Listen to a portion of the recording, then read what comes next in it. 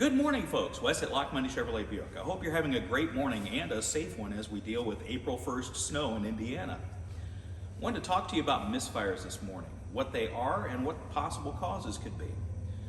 A misfire, by its very name, kind of describes what's happening. It's a situation in an engine where the fuel and air mixture does not fire properly. It does not run smoothly, therefore it causes what we call a misfire. Now sometimes you can see that there's a misfire taking place because your check engine light comes on. Most of the time you can feel that little bit of chug or that shaking that's going on where you had an engine that would run smooth and it's not so smooth now.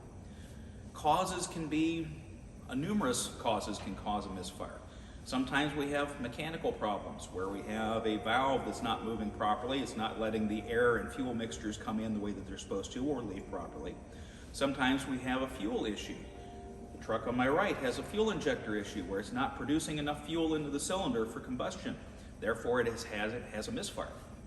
The truck to my left has a mechanical issue of some sort. We have spark plugs getting fouled out, looks to be oil. We're going to be going into the engine to take a look at this.